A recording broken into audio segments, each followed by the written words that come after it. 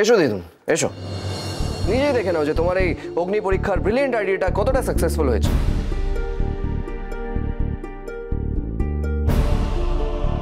তোমার কি মনে হয়েছিল যে পাখির স্যাক্রিফাইস দেখে এদের চোখ খুলে যাবে?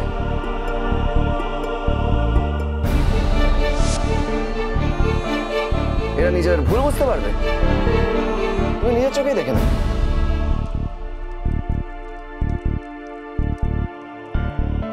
I was so stupid to believe you. তোমার কথায় প্রায়োরিটি না দেওয়াটাই আমার উচিত ছিল।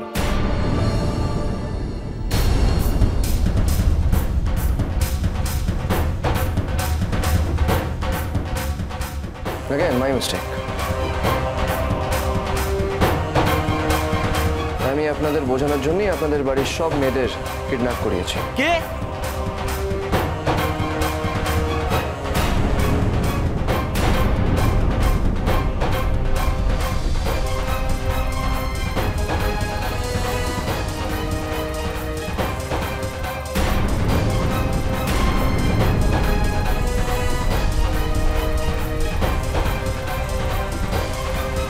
আপনি কিডন্যাপ করেছেন, কিন্তু কেন?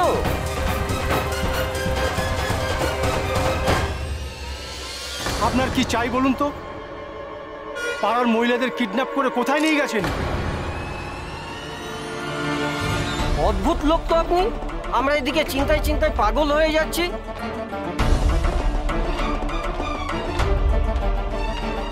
একদম তাই। কাল সারা রাত আমি ঘুমাতে পারিনি। আমার বউ মেয়েকে আপনি কোথায় রেখেছেন?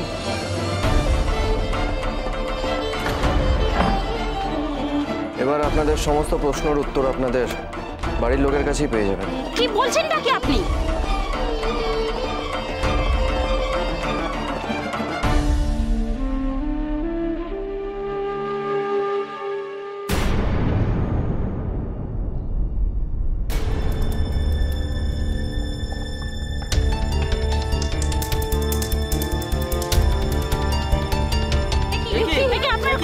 কোথায় ছিলেন?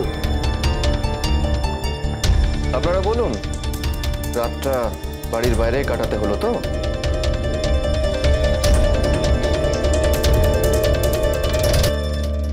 কোথায় ছিলেন, কিভাবে ছিলেন, সব বলুন।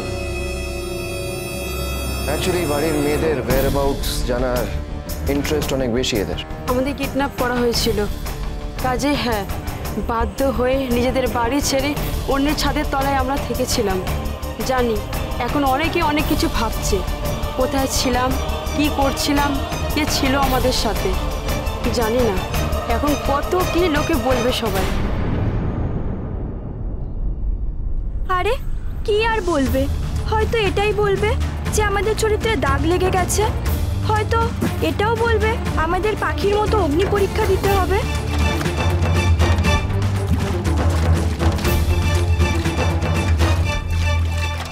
Now what? কি হলো? এখন আপনারা সবাই চুপ করে আছেন কেন?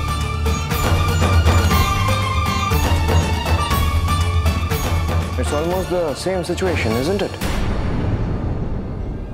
এরাও তো সবাই রাত্রে বাড়ির বাইরে ছিল, তাহলে টেকনিক্যালি তো এদেরও সবার অগ্নি পরীক্ষা দেওয়া উচিত, তাই নাকি?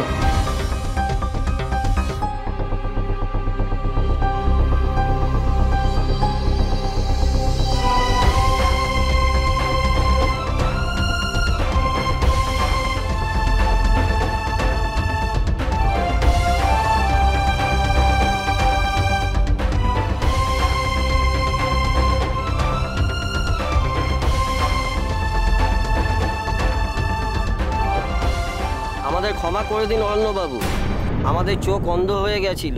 পাখির সম্পর্কে আমরা অনেক খারাপ খারাপ কথা বলে ফেলেছি।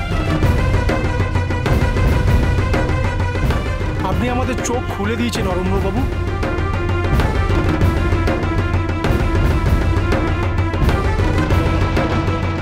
আপনি আমাদের অন্যভাবে বোঝাতে পারতেন, কিন্তু তাতে অবশ্য আমাদের চোখ খুলতো না।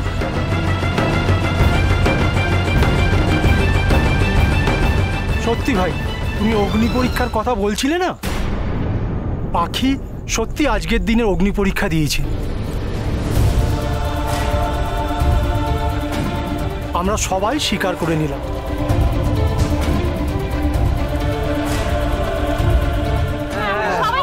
সবাই স্বীকার করে নিলাম। পাখি, আমরা সবার কাছে ক্ষমা চাইছি। ক্ষমা চাইছি।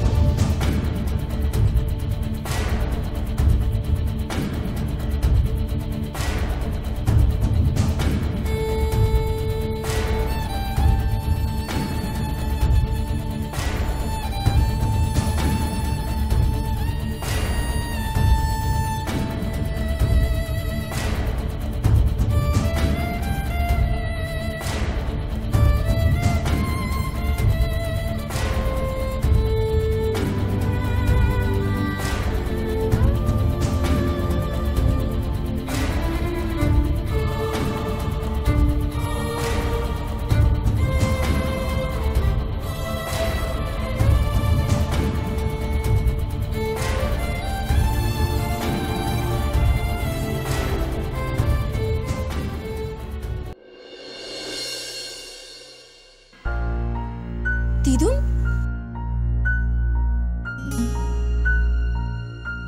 এ কি দিদুন, তুমি কাঁদছো কেন?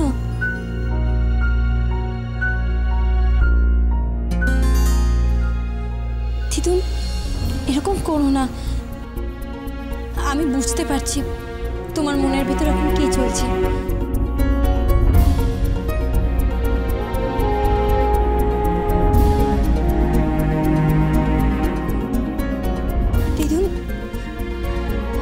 সত্যি কথা বলতে গেলে নিজের সততার পরীক্ষা দেওয়ার কথা ভেবে আমার সত্যি একটু অবাক লেগেছিল। আমি সত্যি ভাবতে পারিনি যে কখন আমাকে এই পরীক্ষার সম্মুখীন হতে হবে।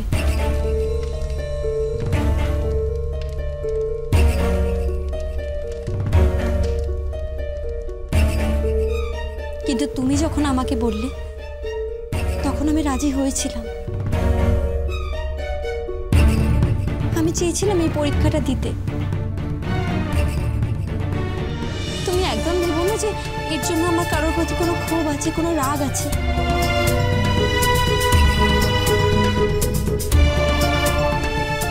আমার কারোর উপর কোনো রাগ নেই দিদি, আর তোমার উপর তো একদমই না। আর তোমার উপর আমি রাখবো কেন? তুমি আমাকে আটকাওনি বলে।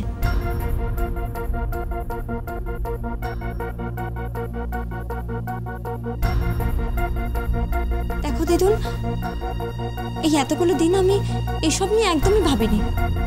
আমার শুধু একটাই লক্ষ্য ছিল, তুমি আমাকে যে কাজটা দিয়েছো, তুমি আমাকে যে পরীক্ষাটা দিয়েছো, তাতে যেন আমি সফল হতে পারি।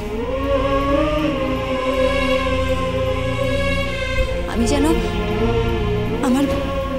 আমার সততার পরীক্ষা দিতে পারি, আর তাতে যেন আমি তোমার মুখটা কোনো মতে ছোট হতে না দিই।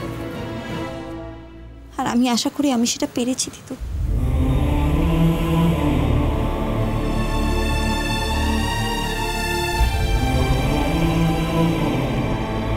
আর এই পাখি, ওর জন্য আর আমার যে কি কি করতে হবে? আমার জন্য তো আমি আপনাকে বলেছিলাম যে আমার সাথে আসতে। ও, তার মানে তুমি সব একাই করে নিতে, তাই তো? কি অদ্ভুত, আপনি দায়িত্ব পালনও করবেন আর আবার কথাও শোনাবেন। আপনি না অদ্ভুত হিংসুটে মানুষ। আগে জানলে আমি কিছুতেই আপনাকে আমার সাথে নিতাম না। রিয়েলি? গ্রেট। আমি না এলে তুমি কিছুই করতে পারো না, বুঝলে? হ্যাঁ তাই, আমি কি একা কিছু পারি না নাকি? আমি কি ছোট? এই ধারণাটা আপনার কবে থেকে হলো? হ্যাঁ, বেলেতে হওয়ার কি আছে, এটা তো ছিলই, তাই না পাখি?